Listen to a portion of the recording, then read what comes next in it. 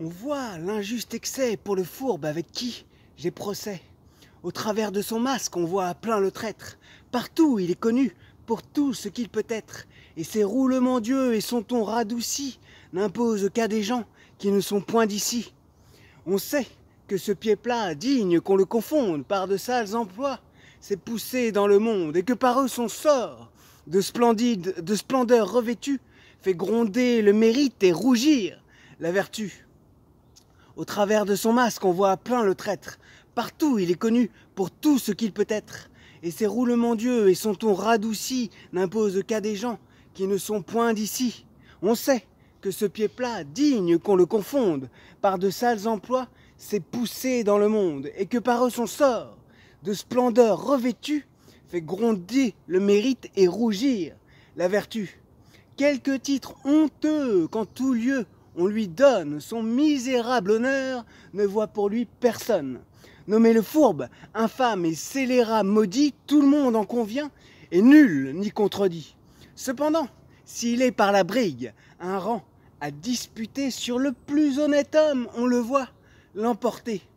Tête bleue, ce me sont de mortelles blessures de voir qu'avec le vice, on garde des mesures. Et parfois, il me prend de mouvements soudains de fuir dans un désert l'approche des humains.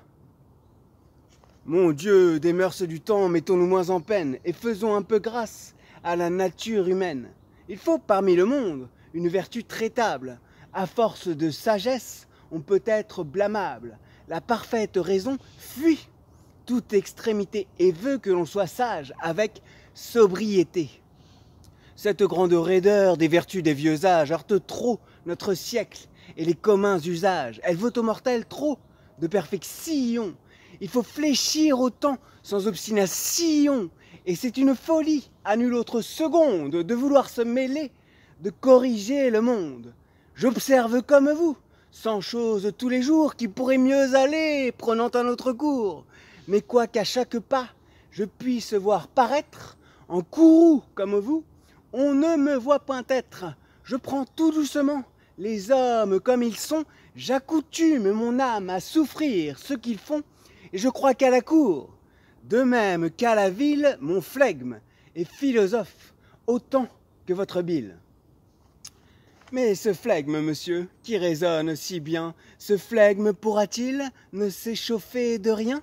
Et s'il faut par hasard qu'un homme vous trahisse, que pour avoir vos biens, on dresse un artifice, ou qu'on tâche à semer de méchants bruits de vous, verrez-vous tout cela sans vous mettre en courroux? Oui, je vois ces défauts dont votre âme murmure, comme vices unis à l'humaine nature, et mon esprit enfin n'est pas plus offensé de voir un homme fourbe, injuste, intéressé, que de voir des vautours affamés de carnage, des singes malfaisants et des loups pleins de rage. Je me verrai trahir, mettre en pièces, sans que je sois morbleu. Je ne veux point parler, tant ce raisonnement est plein d'impertinence. Ma foi, vous ferez bien de garder le silence. Contre votre parti, éclatez un peu moins, et donnez au procès une part de vos soins. Non, je n'en donnerai point, c'est une chose dite. Mais qui voulez-vous donc qui pour vous sollicite? Qui je veux? La raison, mon bon droit, l'équité? Aucun juge par vous ne sera visité? Non. Est-ce que ma cause est injuste ou douteuse? J'en demeure d'accord, mais la brigue est fâcheuse et peut par sa nature entraîner... Non, j'ai résolu de n'en pas faire un pas. J'ai tort ou j'ai raison. Ne vous y fiez pas. Je ne remuerai point. Vous vous tromperez. Soit, j'en veux voir le succès. Mais je verrai dans cette plaidoirie si les hommes auront assez d'effronterie, seront assez méchants, scélérats et pervers pour me faire injustice aux yeux de l'univers.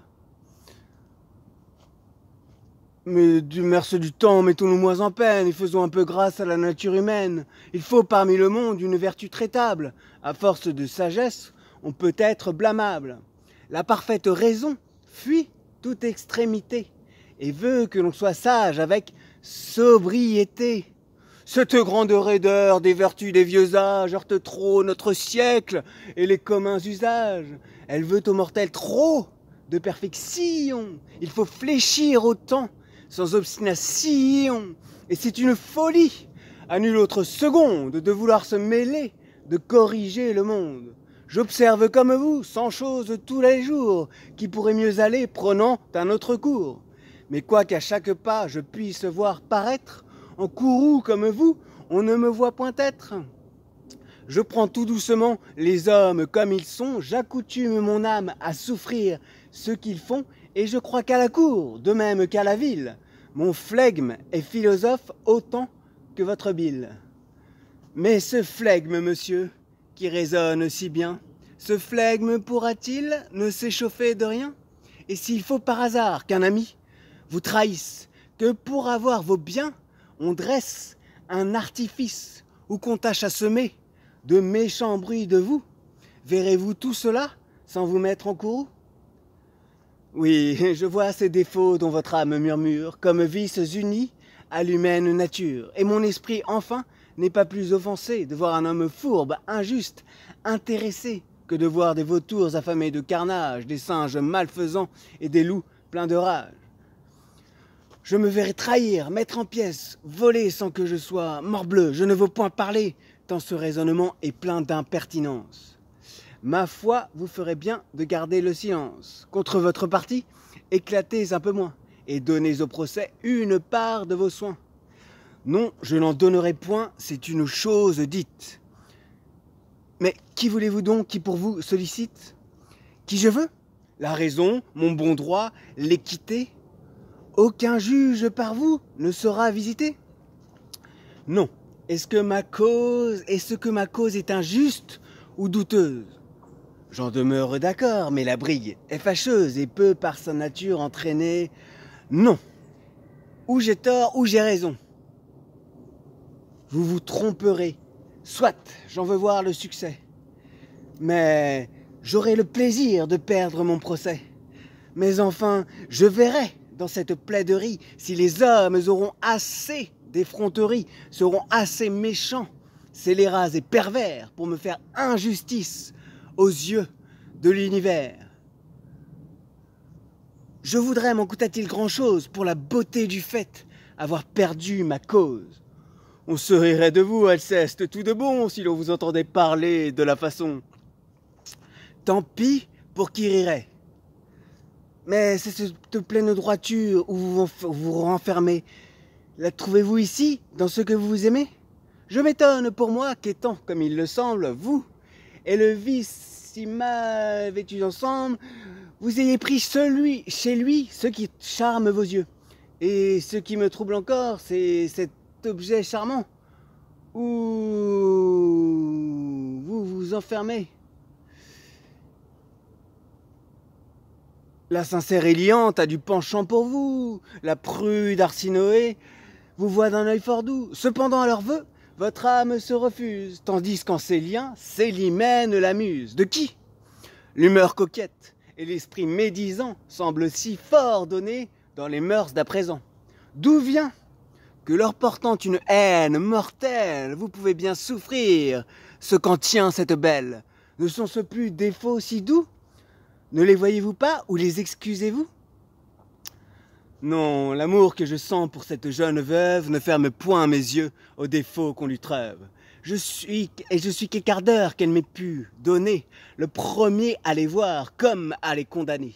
Mais avec tout cela, quoi que je puisse faire, je confesse mon faible, elle a l'art de me plaire. J'ai beau voir ses défauts et j'ai beau l'en blâmer. En dépit qu'on en ait, elle se fait aimer.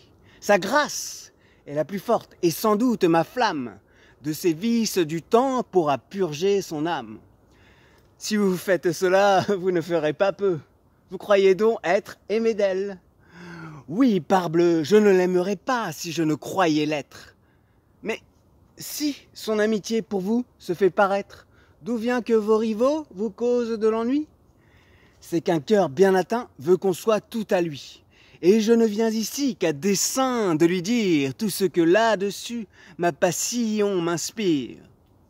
Pour moi, si je n'avais qu'à former des désirs, sa cousine Éliante aurait tous mes soupirs. Son cœur qui vous estime est solide et sincère, et ce choix, plus conforme, était mieux votre affaire. Il est vrai, ma raison me le dit chaque jour, mais la raison n'est pas ce qui règle l'amour.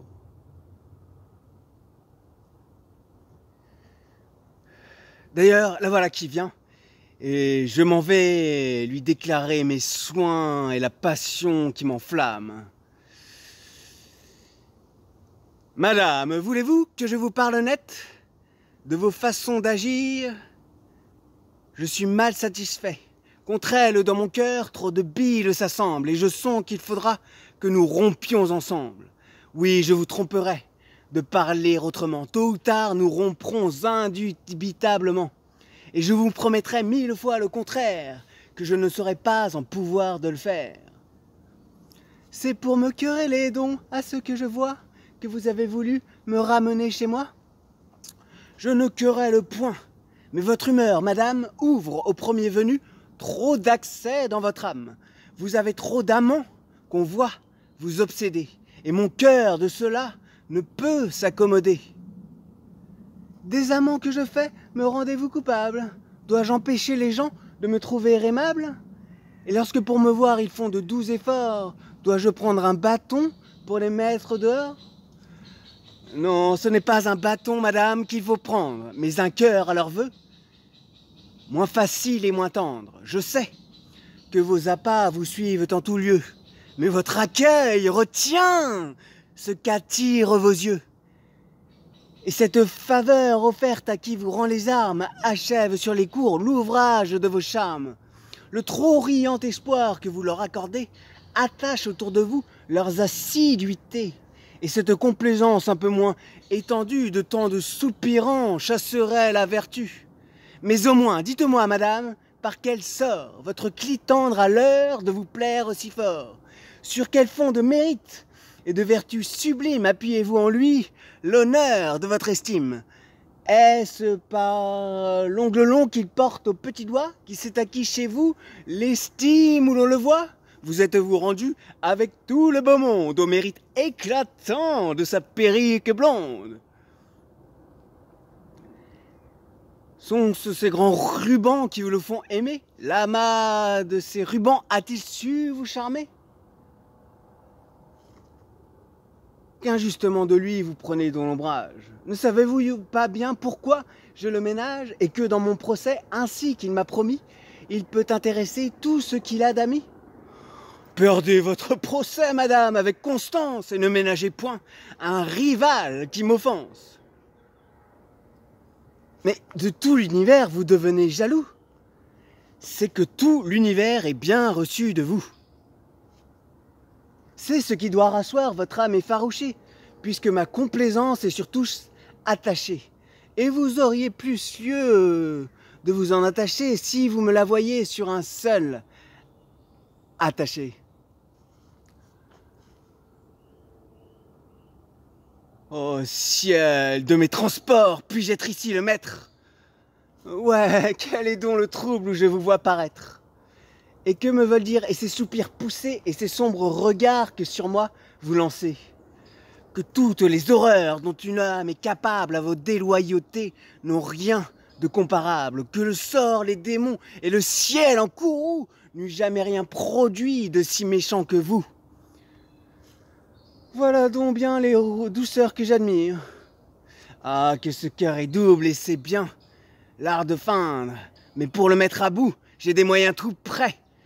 Jetez ici les yeux et connaissez vos traits. Ce billet découvert suffit pour vous confondre. Et contre ce témoin, on n'a rien à répondre. Voilà donc le trouble qui vous... Voilà donc l'objet qui vous trouble l'esprit. Quoi? Vous pouvez le voir sans demeurer confuse du crime dont vers moi son style vous accuse. Vous êtes donc un grand extravagant. Non, sans s'emporter. Prenez un peu le temps de me justifier les termes que voici. Non, je n'en veux rien faire, et dans cette occurrence, tout ce que vous croirez est de peu d'importance. Faites, prenez parti, que rien ne vous arrête, et ne me rompez pas davantage la tête.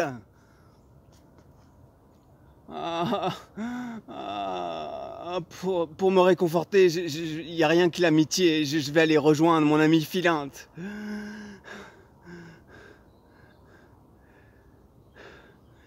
La résolution en est prise, vous dis-je.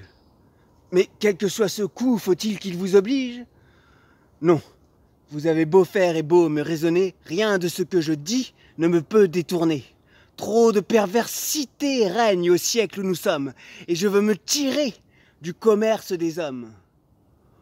Mon Dieu, des mœurs du temps, mettons-nous moins en peine et faisons un peu grâce à la nature humaine. Il faut parmi le monde une vertu traitable. À force de sagesse, on peut être blâmable. La parfaite raison fuit toute extrémité et veut que l'on soit sage avec sobriété.